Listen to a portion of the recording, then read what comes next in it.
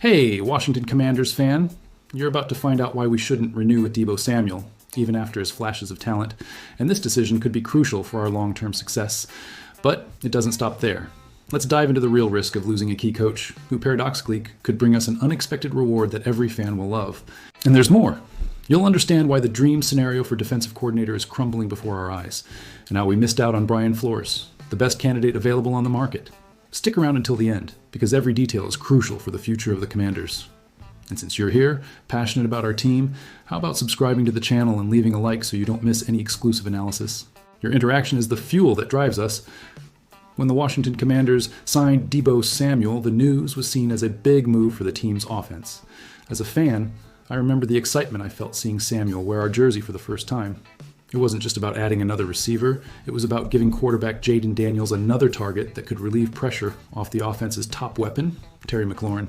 It was the piece that seemed to be missing in our offensive puzzle. Why Deebo seemed like the missing piece is a question worth exploring. Early in the season, the plan worked perfectly. Samuel seemed to fit like a glove in Cliff Kingsbury's offensive scheme. Over the first 5 games, Samuel displayed the same versatility he showcased in San Francisco, showing why he is considered one of the most complete receivers in the league. He lined up in all positions, actively participated in the ground game, and was involved in short passes and screenplays. Samuel amassed over 100 receiving yards in 2 of the first 5 games. With Terry McLaurin by his side, the Commanders' offense finally appeared to have found the long-sought balance. As a fan, I thought we had finally solved our offensive issues. Injuries changed everything dramatically. But as the season progressed, Samuel's performance also changed, unfortunately for the worse. A crucial turning point occurred when the team suffered a series of injuries, primarily on offense. One of the most serious injuries was to Jaden Daniels, which hurt the offensive performance and limited Samuel's long pass opportunities. The explosive plays disappeared and touchdowns drastically decreased. Samuel took on a more complimentary role with 72 receptions for 727 yards and 5 touchdowns. His numbers were solid, no doubt, but are they enough for a lucrative contract extension? As a fan who follows every game, I have my doubts about investing so much money in a veteran player at this moment. The contract question looms in the air like a cloud of uncertainty. This is where the real issue starts to complicate. Samuel had a contract for the 2025 season, but he will become a free agent in 2026, leaving Washington with a tough decision to make. On one hand, his impact on the offense, with his physicality, experience, and versatility, helped stabilize the young offense and gave Kingsbury flexibility week after week. On the other hand, the Commanders are still in a rebuilding phase and need to be smart with our resources. With David Blau replacing Kingsbury as offensive coordinator and several gaps to fill in the coaching staff and roster, investing a significant amount in a veteran offensive player might not align with the franchise's long-term plans. We need to think about the future, not just the present. An interim outcome seems likely, in my opinion, as a fan. The most realistic result lies somewhere in between renewing and letting him go. It is very probable that Washington won't rush into a $1 million contract extension, but they also won't completely close the door on Samuel. If Samuel is open to a shorter, team-friendly contract that reflects his evolving role, the Commanders could justify his stay. Otherwise, 2025 might be his last season in Washington, and as a fan, I wouldn't be surprised if that were the case. It's a delicate situation that requires wisdom and caution from our front office, as a wrong decision could jeopardize our financial future and our ability to build a winning team. And now, get ready to understand a paradoxical situation. Let's discover how we might lose a key coach, yet at the same time be rewarded in a way that every fan will love. It's one of those situations where losing can mean winning. The Washington Commanders' preseason has already been marked by various changes in the coaching staff, and more may be on the way. As a fan who follows every move of the team, I know we are in a period of significant transformation.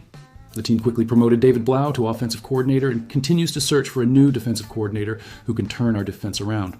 Meanwhile, other teams in the league are also undergoing changes that could directly impact the Commanders' coaching staff. The Buffalo Bills have requested an interview for a key position coach from the Commanders, which would be a huge loss considering our team's inexperience, but also a significant reward in terms of hiring. The Buffalo Bills requested an interview with Anthony Lynn for the head coach position, and this news left me with mixed feelings. The Bills made the bold and surprising decision to fire Sean McDermott after yet another early playoff exit. Now, they have a significant gap to fill and have started requesting interviews for the head coach position. One of the first interview requests was for Anthony Lynn, running backs coach and run game coordinator for the Commanders, whose departure would be a major loss for our team. Lynn is one of the most experienced coaches on the staff, and retaining him should be a top priority for the Commanders. As a fan, I recognize the value he brings to our coaching staff. They have a rookie offensive coordinator, a quarterback's coach staff in their early 30s, and now an offensive line coaching staff made up of internally promoted professionals who also lack experience. All these changes carry significant risks and uncertainties, and having a veteran coach like Lynn on staff will help keep everything running smoothly. Losing Lynn, however, would bring an important reward that we fans would gladly welcome. The Commanders would receive a compensatory pick if Anthony Lynn is hired, and that's something we can't ignore. The NFL has the Rooney Rule, which rewards teams if they lose minority coaches for the coaching cycle and they are hired as head coaches. If Lynn is hired as the Bills' head coach, the Commanders would receive a third-round compensatory pick in the off-seasons of 2027 and 2028.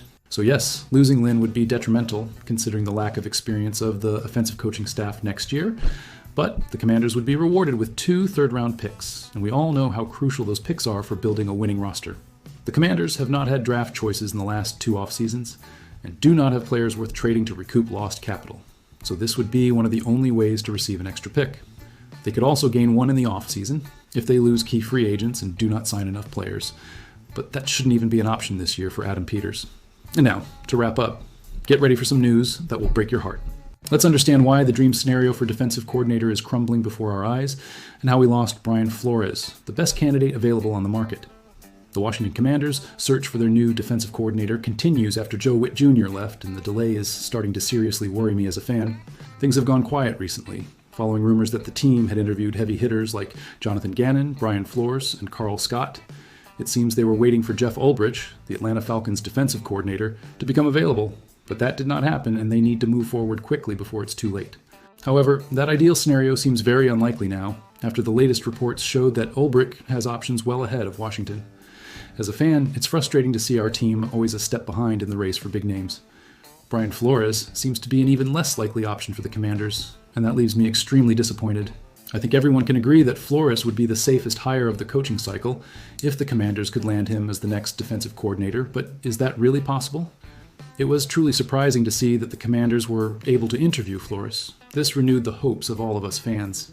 General Manager Adam Peters has a strong connection with Flores from their time together as scouts for the New England Patriots, and there was a glimmer of hope that this connection could make a difference. There isn't any defensive coordinator candidate, even on the same level as Flores, and losing him would be a huge disappointment. Everyone is eagerly waiting for updates, but the latest news shows it would be a miracle if the Commanders managed to get Flores, given the options he has in hand. It is expected that Brian Flores will choose one of the other 2 opportunities over the Commanders, and that is a painful reality to accept as a passionate fan of the team. Flores has already been interviewed by the Pittsburgh Steelers for the head coach position and just completed his second interview on Tuesday. Adam Schefter of ESPN states that he could get the job, but if not, he will likely return to the Minnesota Vikings, who have been quite insistent on keeping him.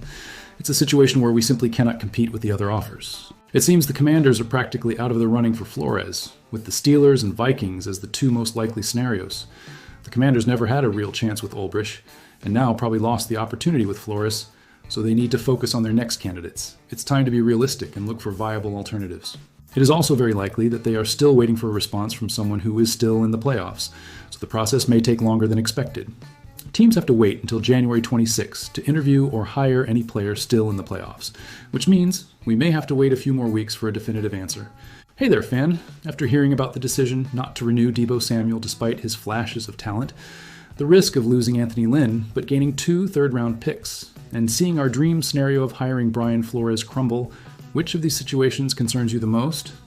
Do you believe Adam Peters has a solid plan B for defensive coordinator, or are we doomed to another season with a weak defense? And more importantly, do you think we should offer a lower contract to Deebo Samuel, or just let him go and use that money to strengthen other, more needy positions? Leave your opinion in the comments. I want to know what you think about the future of the Washington Commanders.